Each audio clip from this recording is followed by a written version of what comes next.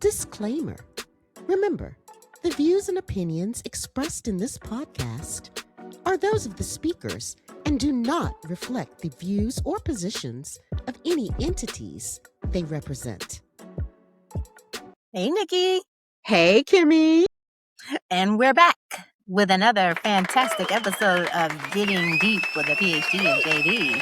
How have you been? I have been fine. Just wondering where Mitch McConnell is. That's all. But We're going to say that to the end. That's that's the end. Okay. I'm being premature. So we're back and we are talking about the Tupac Shakur trial. Woo, dear mama. And I mean, it's been over 30 years. I was kind of caught off guard that a trial was starting. Like, it was just all of a sudden, we're trying this guy for the murder of Tupac.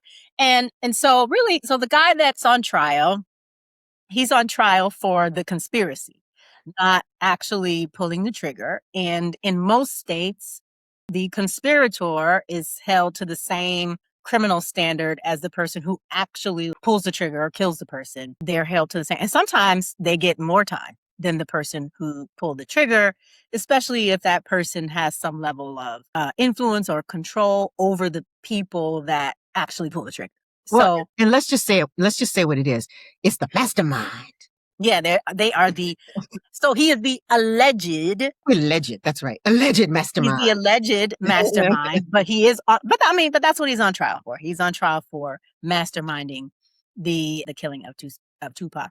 So just a couple of things, like I said, I was kind of caught off guard. I thought that the jury selection was going to take longer. I'm not sure exactly when they started, but when I was researching for our episode today, I was surprised that testimony has already started, and I was kind of surprised. I'm not really sure exactly when everything started, but I thought it was going to take a little bit longer for it, but I guess not. So what I've noticed so far is, pretty much all of the people that the prosecution has called, like, these people don't want to be there. And I think we'll talk about the broader scope here in a minute. So they've had a couple of people on the stand, and I don't really know. I'm not really sure how effective their testimony has been as it relates to the prosecution, because, the people that they've had don't want to testify. One of the folks who testified, who has already testified, his name is James McDonald, and they label him as a former associate of Suge Knight. And as I'm reading some of the transcripts, it's obvious that this guy doesn't want to be there. He brought up the fact that, this all happened 30 years ago. They're all grandfathers now. And he in particular is saying, I'm a grandfather now, and I'm trying to teach my grandkids to not be like their papa, like he's a papa.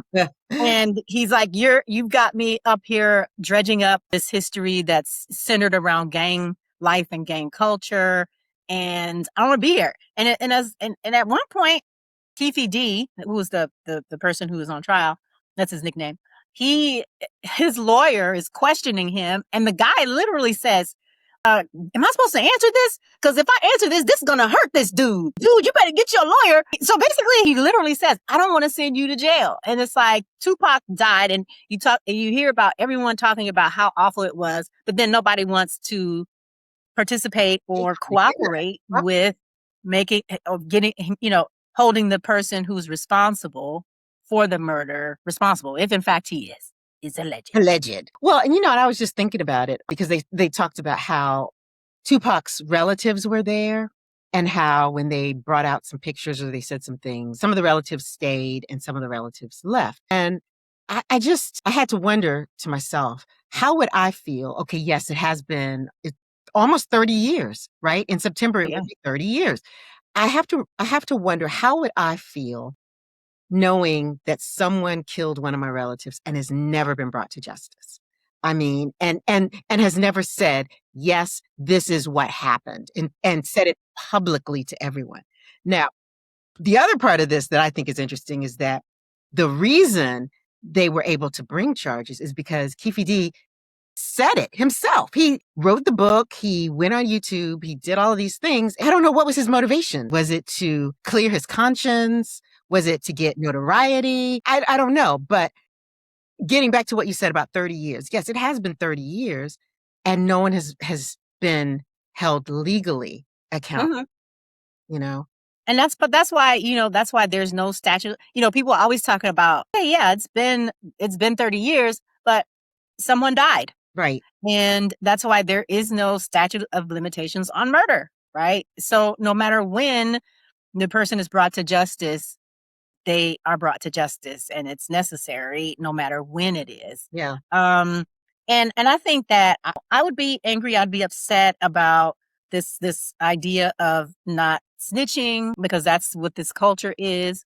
Now, and some time ago I kind of looked into it a little bit more. I'm just like, what is this about? Like, what is this no snitching? And I can accept, right, the no snitching within a criminal or group or organization or enterprise or crew, right? And it's like, why would you snitch on me and you're doing the same thing? Right? Yeah. So I get that, right? I get that. But when we're talking about someone being murdered, and I feel like some of the people who are saying, oh, I don't want to say anything, they weren't involved in, I mean, I don't know. At least there is no allegation that they were involved in this conspiracy. So why is this no snitching policy? Why does it apply in this situation? And, the snitching policy also extends to other scenarios where we're far from people having unclean hands, right? These are just people who live in the neighborhood who don't want to snitch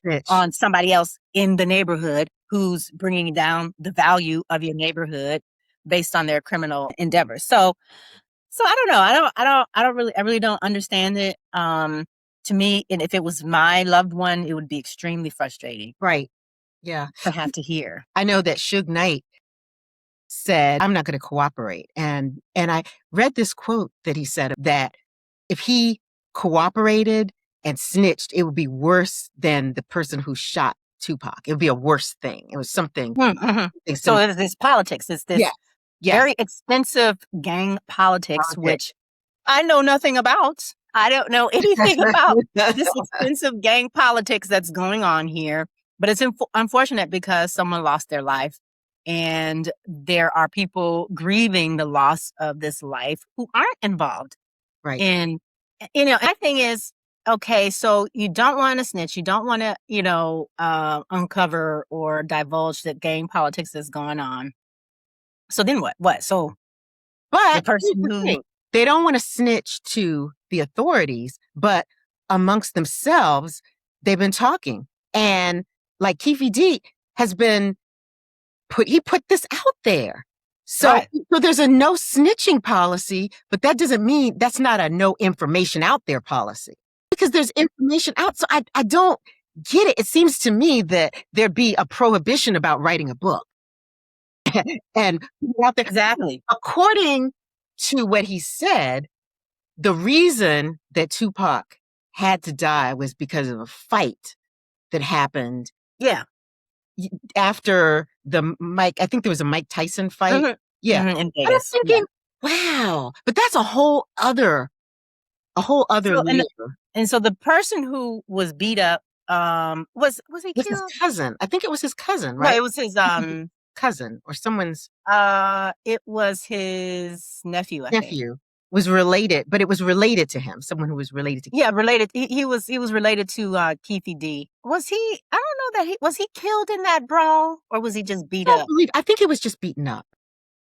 Yeah, and then I think he died later. I think he died still in the 90s though. Okay. After this altercation with Tupac. But it wasn't because of the altercation. It was just. No, I don't think so. Yeah. So let me see. I'm gonna see if I can. If you can pull it up. Yeah. How did what's his name? I think it's Orlando Anderson. Yes, I remember his name was Orlando. Let's see. How did Orlando Anderson die? Okay, let's see. Yeah, so he died later on in a gang related shootout. Right. In like 1998. Yeah.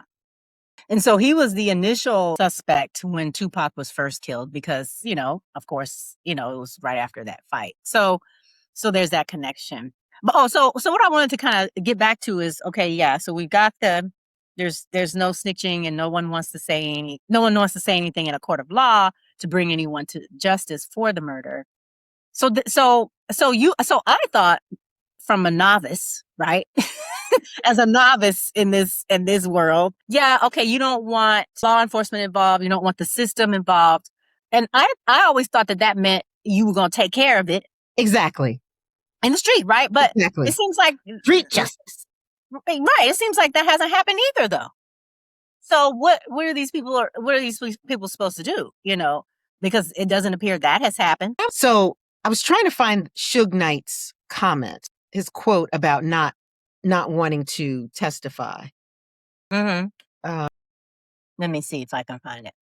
Let's see. Oh, here's his trial has nothing to do with me. He wants to be left out, but that's not the quote that I was looking for. I was looking for the quote that said that he was basically comparing testifying to being worse than pulling the trigger, being worse than actually killing Tupac.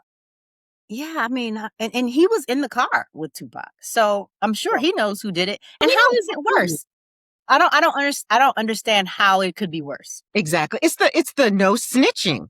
And that's why I wanted to find this quote. It says, Suge Knight stated that getting on the stand to point someone out is worse than physical violence, explaining that testifying makes a person die 1,000,000 times. And he also said, I don't get paid to solve homicides. I mean, what?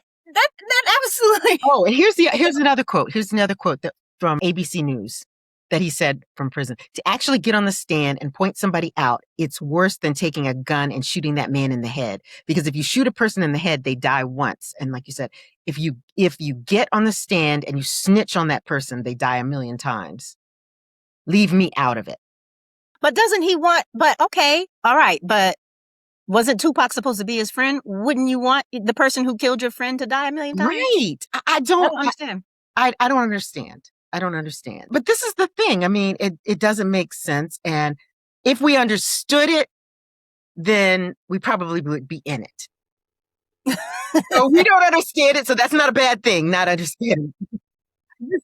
And I'm thinking about, okay, one of your relatives gets shot. And the other thing is, when this first happened, the understanding was that, okay, Biggie and Tupac, this is, it had, East Coast, West Coast rivalry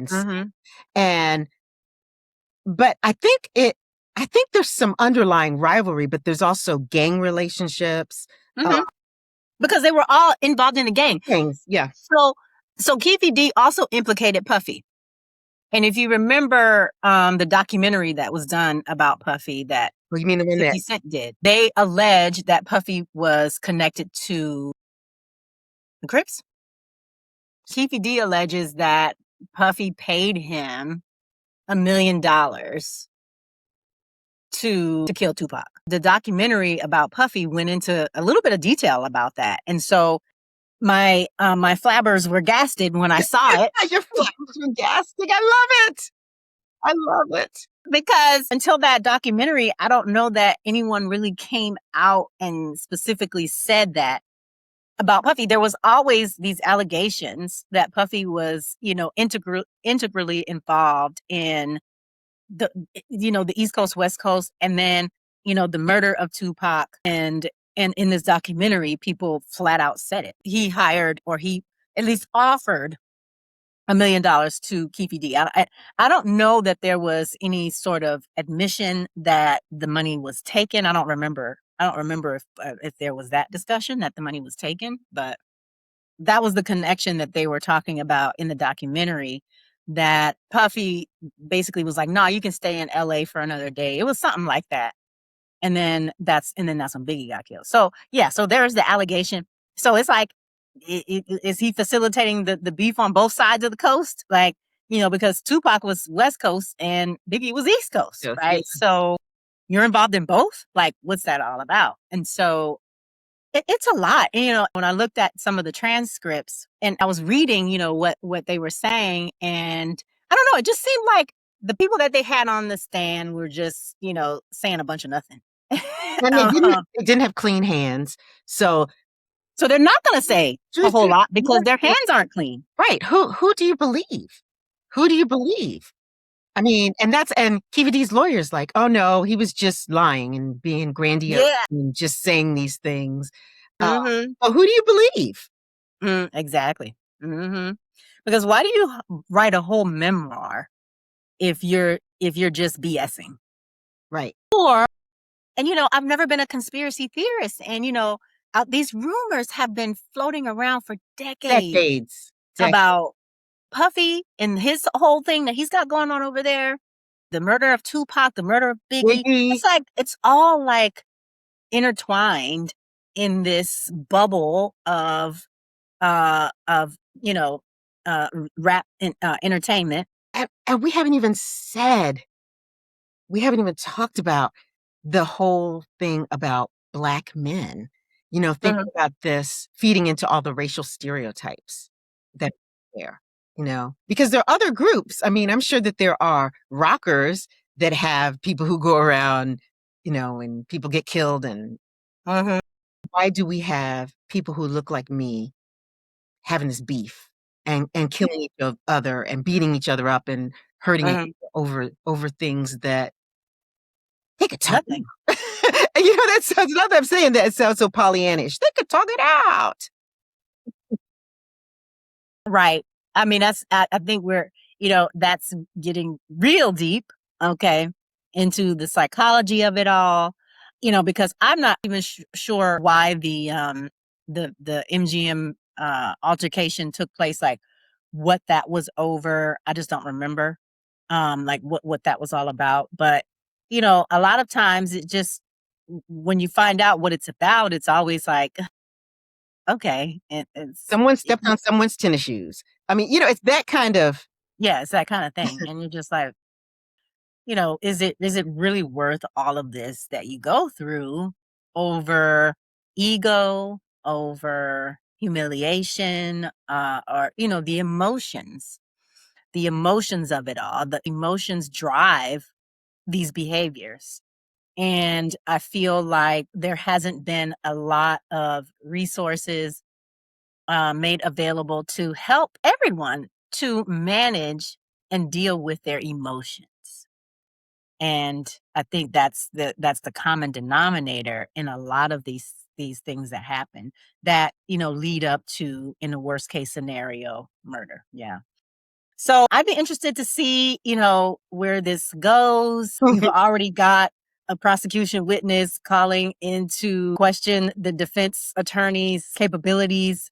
If there is a conviction, I'm pretty sure there will be an appeal, and possibly one of the grounds for the appeal will be ineffective assistance of counsel, probably, just based upon these outbursts that have already happened from the witness stand. I mean, the guy's literally like, hey, your attorney is asking me questions that could get you convicted. Like, I don't think I've ever seen anything like that happen. No. So I think this trial is really just the beginning. I think that if he's not convicted, or if he's not found guilty, I think that'll be the end of it. You think? Yeah, I just don't see the prosecution attempting to retry. Well, I mean, and then if he's found not guilty and double jeopardy attaches, then, Yeah. So it's been a long time since I've done criminal law. So I don't remember the nuances of that and whether or not, so I think the prosecution would be able to retry if it's hung. So what I'm thinking is, I think this trial may have invigorated Tupac's family to do something. Mm-hmm. So if he's found not guilty, there could be some civil, some civil action after that, or maybe some physical action. Who knows? Who knows? The street justice that we've been waiting on. Like, what you don't want to bring him to legal justice. So when is the street justice going to happen? Right.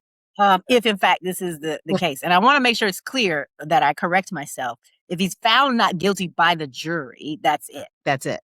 If it's a hung jury, I think that's when he can be tried. The case can be retried. Mm-hmm. Okay. But yeah, but if he's found guilty, then I think it could continue.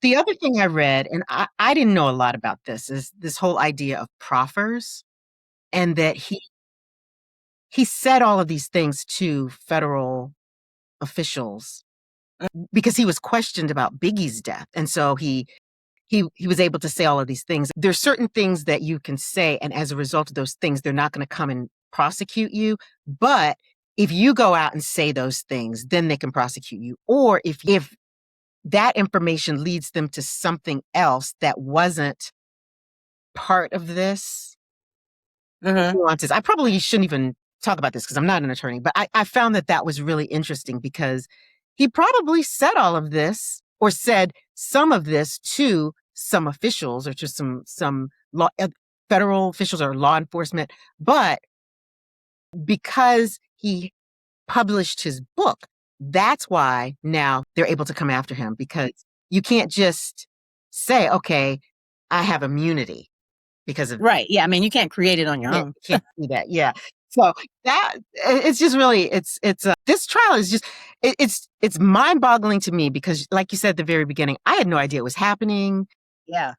It has been 30 years. To be quite honest, I didn't think they would ever find the answer because no one was saying anything to. No one wants to. Yeah, no one wants to say anything. Yeah, no one wants to talk, and that's the unfortunate end result that we get with these kinds of circumstances. So I think it'll be interesting. We'll see what happens, what other witnesses they have lined up, and what are they going to say.